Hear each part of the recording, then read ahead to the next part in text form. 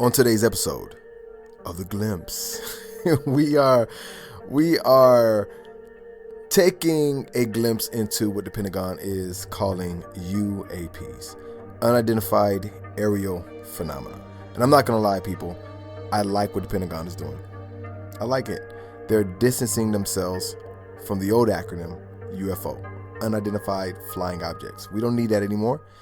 Aerial phenomena just sounds more elegant. As a matter of fact, and I'm not being biased because phenomena is one of my favorite words, and also Phenomenon is one of my favorite movies by John Travolta. To me, George freaking Malley. Look at him. Now look at him. Look. I want you guys to put in the comments your favorite John Travolta film, okay? And nobody better put Battlefield Earth. We're going to start the show with an interview from former AATIP, which stands for Advanced Aerospace Threat Identification Program. He is the former director, Louis Elizondo. Hope I'm pronouncing his name correctly. And I'm starting it off with him because I think he gives an interesting and a broader lens on what these UAPs could possibly be, or where they could possibly be from, because we're automatically assuming that these objects are coming in from outer space. And not to give too much away, he's pretty much saying, hey, you can't look at it from a black or white perspective. You got to analyze all the shades of gray in between, because of all the stuff that's going on out there, we can only perceive 1% of it. All right. I'm going to shut up and I'm going to let you guys answer that by saying, at the the end of the day, Jackie, it doesn't matter what I think or what I believe. What matters is what the data and the facts tell us. And from that perspective, it's very important that I had a very simple job, and that is to collect the truth and speak the truth. That's it. Very much as an investigator, which I used to be, we applied the same type level of rigor and methodologies we did in hunting terrorists and spies as we did in hunting UFOs. So we really didn't care what these were. We were just trying to get to the bottom of what they were. And so therein lies, if you will, a little bit of our approach. We were very agnostic, if you will, or objective about this topic, and tried to allow the facts to lead us down a certain path. And that is really what we're doing today. What we're realizing is that the facts are painting a far more compelling picture than what we thought. In this case, your audience, they're the jury. So what matters is really what you think about this. And so the hope here is that the U.S. government can provide the data and the evidence and the information, and then allow the American people to decide what we think this is about. I think, if I may just digress for a moment here, you mentioned something very interesting that a lot of people want to talk about and say, is this extraterrestrial? And I want to just, if I can, for just briefly delve into where we are with modern day science. We are human beings that a lot of now people in psychology refer to as cardiosocial animals.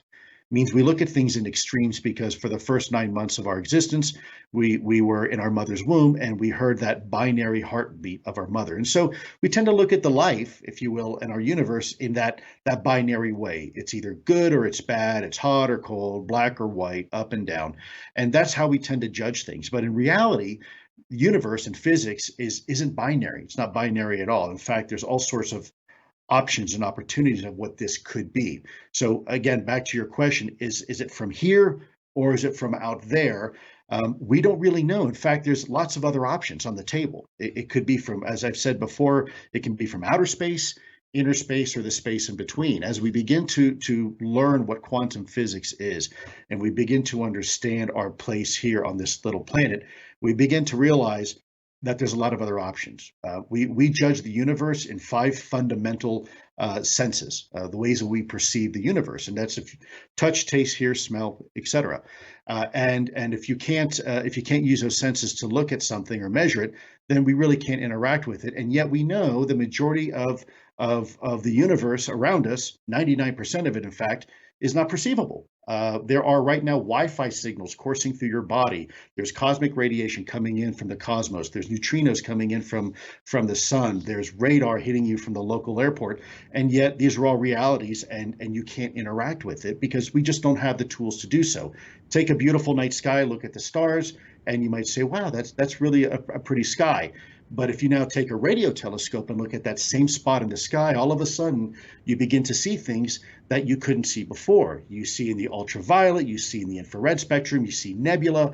So I guess my long-winded point to all this is that we must keep all options open. If we already know that 99% of the universe we cannot perceive or interact with, then there may be other options here. This may not necessarily be something from outer space. In fact, this could be something as natural to our very own planet as us.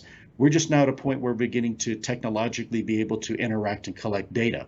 This could be something from under the oceans. This could be something from outer space. We really don't know. And this is why I think we really need to take a whole of government approach and look at this, because it is day by day, it's seeming like more and more this conversation is shifting from a human technology, quite possibly, we don't know for sure yet, but to something far more profound.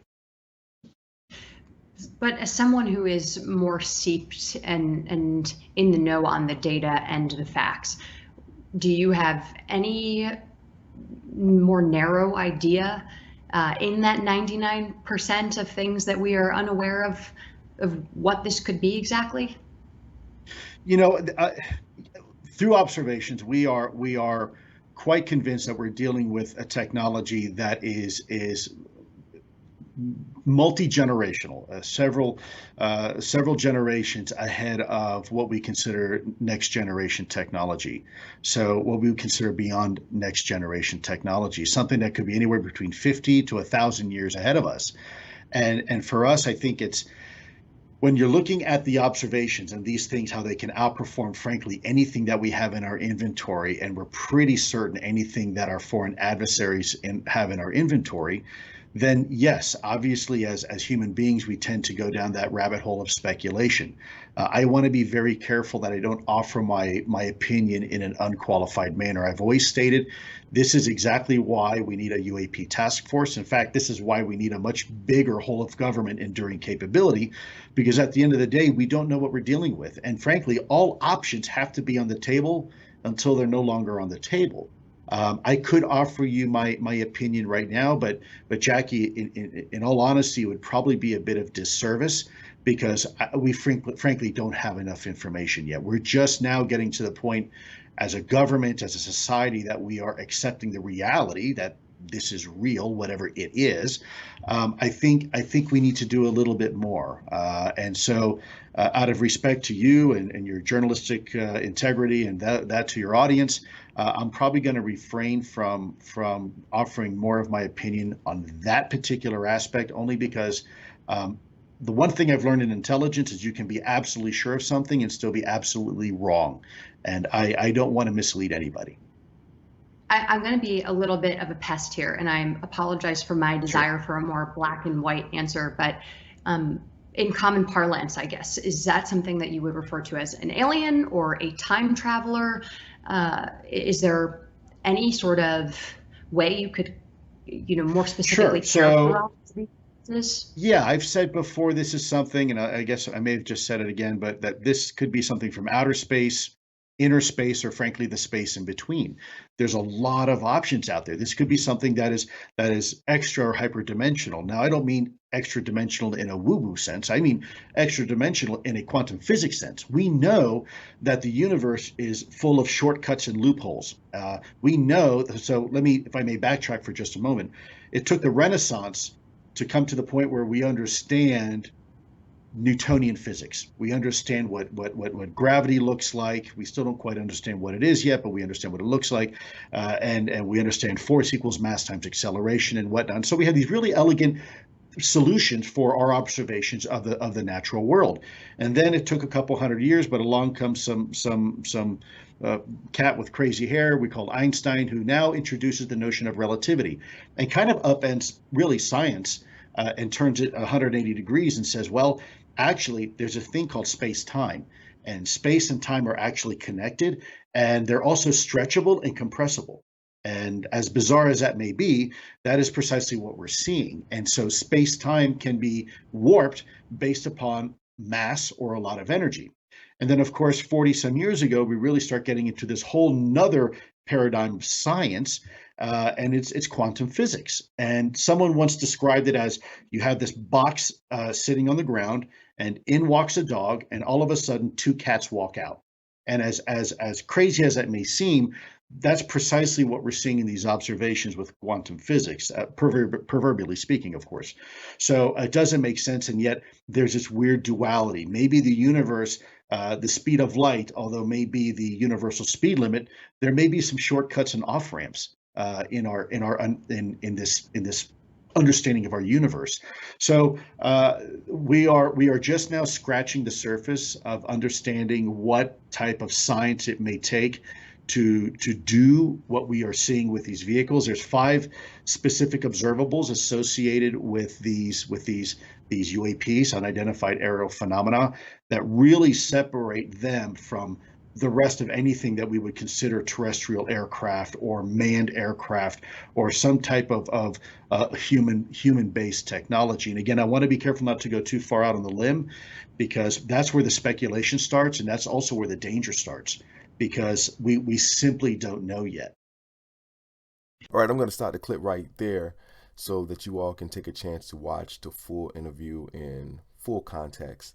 The link will be in the description box, so make sure you check it out and then come back and let's keep this conversation going. I'm not going to lie, I've watched many documentaries on UFOs throughout the years, and I've always walked away still feeling a little incredulous, never quite convinced, but always believe there's, 1, there is life outside of this planet, and 2, there's still so much that we don't understand about our own planet. So I think it's vital that we keep all possibilities on the table until we can scientifically say what is more likely to be. That's all for this episode. See you next time. Don't forget to subscribe, like, comment, and hit that notification bell. Talk to you soon.